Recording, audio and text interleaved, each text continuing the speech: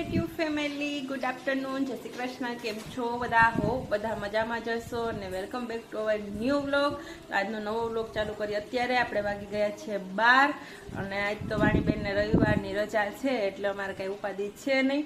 તો આજે તો રસોઈ મોડી હોય તો હાલે, બાકી તો અત્યારે થાય તો મારે એને છે ને કમ્પ્લીટ કરી દેવી પડે, તૈયાર કરવી પડે. તો આજે અમે થોડુંક લેટમાં છીએ અને ચાલો આજ પવન છે ને 2 દિવસ થયા, બહુ 3 દિવસ થયા હે એટલે તમે જોઈ શકો છો આમ ઝાડવા છે ને એકદમ હિલોડા લે છે આપણે. અને વાત તો આમ વાવાઝોડા જેવું, જો તમને આમાં અવાજ પવનનો આવતો હોય છે, એટલો પવન ઉપડી ગયો ને વાત જવા દો તમે. જો ફોન હાથમાં એટલો પવન છે જોરદારનો અને ગાજે હચોડો. અમે દરવાજો બંધ કરી દઈએ ને તો પવનનો ગાજવાનો અવાજ આવે છે એટલો છે. તો 2-3 દિવસથી પવન બહુ છે ને, હા તો હે ને અમારે પવન બહુ છે તો વરસાદ હવે રહી ગયો છે અને મસ્ત પવન ઉપડી ગયો છે. તો ચાલો અમારા વાણીબેન તો છે ને સીધા નાસ્તો પાણી કાંઈ નહીં અને સીધા રાસ જ લેવા માંડ્યા. તો તમને બતાવી દો, જોઈ લો રાસ લે અને લેવડાવે. તો જો અહીંયા અમારા વાણીબેન પોતે લે છે અને મમ્મીને લેવડાવે છે અને એને રાસ લેવાનો ડાન્સ કરવાનો તો એટલો શોખ ને કે વાત જાવ. એમાંય આજે જો હેર વોશ કર્યા છે અને એના વાળ ખુલ્લા છે એટલે એને તો હે ને આમ મજા આવી જાય. અને ભાઈબંધ કોહિનૂર એ ગીત વાગે છે અને એની ઉપર એ હે ને જો આવી રીતના ડાન્સ કરે છે ખાધા પીધા વગરનું. અને મમ્મી જો થાકી ગયા ને તો બેહી ગયા અને વાણીબેન જો ખાધા પીધા વગરના એક્સરસાઇઝની જેમ લાગી ગયા. તો એક મસ્ત એક્સરસાઇઝ પણ થઈ જાય છે અને એને એન્જોય પણ થાય છે, તો મસ્ત થાય એક્સરસાઇઝ. તો એવી રીતે અમે વાણીબેનને હે ને એવી બધી બહુ શોખ. અને ચાલો હવે છે ને મમ્મીએ શું બનાવ્યું એ આપણે જોઈ લઈએ. આજે મમ્મીએ શાક સંભારા કરી રાખ્યા છે. તો શાક શેનું બનાવ્યું તો જોઈએ તો કાકડીનું કાચું કરેલું છે. આમાં તો જો મગ ફણગાવેલા છે. તો આજે રહી ગયા, પપ્પા રોજ સવારે મગ ફણગાવેલા ખાય, મગને ચણા. અને શાક હવે મમ્મીએ શેનું આજે કર્યું છે મિક્સમાં કહેતા હતા. હા, આજે મિક્સમાં શાક છે, ફ્લાવર ને વટાણા ને એવું બધું નાખેલું. તો મિક્સમાં શાક બનાવ્યું છે મમ્મીએ, મસ્ત મજાનું બની ગયું છે શાક ને સંભારા ને એવું બધું. તો ફ્લાવર ને રીંગણું ને એવું બધું નાખીને કરી નાખ્યું છે એને શાક. આપણે રોટલી બનાવી નાખીએ. અને અહીંયા જો મમ્મીએ બનાવ્યો છે મરચાંનો સંભારો. તો મરચાં તો એટલા તીખા છે ને કે હે ને અત્યારે મેં જરાક ખોયલું ને તોય મારા નાકમાં હે ને એનો ઓલો વયું ગયું છે. તો તીખું છે એટલું, તો નાક બળવા માંડ્યું એટલું. અને તીખા મરચાંનો સંભારો હોય ને તો પપ્પાને અને દાદાને ખૂબ ભાવે છે. તો આજે એને તો ખૂબ છે ને જામો પડી જવાનો છે ખાવાનો, કેમ કે તીખા મરચાંનો સંભારો હોય ને એટલે એને મજા જ આવી જાય ખાવાની એટલા માટે. તો તીખા મરચાં હતા, સંભારો કરી નાખ્યો છે મમ્મીએ.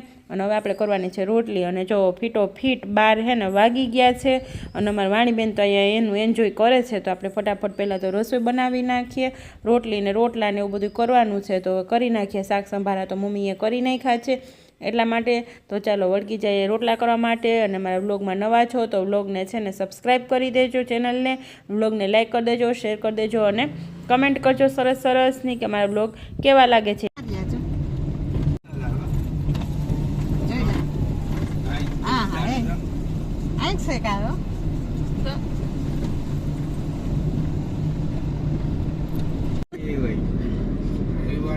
તો ગાઈસ તમે જોયું એમ આગળ હવે વરસાદ નથી તો ખેડૂતોએ ફુવારા મૂકી દીધા છે પાવા માટેના. અને અમે ત્રણેય પાછળની સીટમાં બેહીને જો ગાંડા કાઢીએ છીએ. ઓલી મ્યુટ કોમેડી ન હોય એના જેવું થઈ ગયું છે.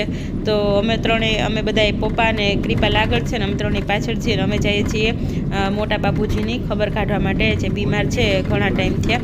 એને આજે વાણીને રજા છે તો આપણે જઈ આવીએ અને ખબર પૂછી આવીએ, કેમ કે બાકી વાણી ગઈ હોય ને તો નીકળાય નહીં એટલા માટે. તો ચલો અમને અમારી વાડીનો રસ્તો અને રસ્તાનો વ્યૂ હું તમને બતાવતી જાઉં છું. તો તમે એન્ડ સુધી બન્યા રહેજો અને થોડું ઘણું તમને હું વાડીનું પણ બતાવીશ. તો જો અત્યારે બધાને માંડવીને ખૂબ સરસ થઈ ગઈ છે અને જોતાં જોતાં અમે જઈએ છીએ. જો અમે લોકો આવી ગયા છીએ વાડી આટો મારવા માટે. અને અમારી વાણીબેન જો ખાય છે વાડી બદામ. વાણીબેન બદામ ખાય, પહેલાં લીંબુ ખાઈ લીધું. અને જો આ વ્યક્તિ હંમેશા મોબાઈલમાં જ મને જોવા મળે. અમે લોકો આવ્યા છીએ વાડી અને એકદમ મસ્ત ઠંડો ઠંડો પવન છે. અને વાડીનો લુક કંઈક અલગ પ્રકારનો હોય. હું જો તમને બતાવું તો મજા જ આવી જાય ને એવું છે. તો જો એ માંડવી મસ્ત ઉગી ગઈ છે અને પવન તો બહુ જ છે. તો જુઓ અને વાદળાય છે, મસ્ત વાતાવરણ છે, તડકો નથી. અને જો આ બાજુ આંબાની લાઈન છે અને પવન તો તમે જોઈ જ શકો છો કેટલો છે. એટલા પાંદડા છે ને આમ વળી ગયા છે. તો બધી બાજુ અત્યારે એકદમ ગ્રીનરી જો થઈ ગઈ છે. ને અહીંયા આપણે કૂવો છે તો જોઈ આવીએ કૂવામાં કેટલું પાણી છે એ. બાકી જો મીઠો લીમડો અને વાડીએ જાય તો બધી સુવિધા મળી જ જાય. આ બાજુ પણ જુઓ તો અમારા બાપુજીની વાડી છે, અમારી વાડી નથી. એક જો કબૂતરા બેઠા છે કૂવામાં અને પાણીની જો ભરી છે. મસ્ત વરસાદ થઈ ગયો છે ને એટલે એકદમ જો ચોખ્ખું પાણી ભર્યું છે એમાં. મસ્ત અને કબૂતર હોય ને તો ગંધારું હોય જ.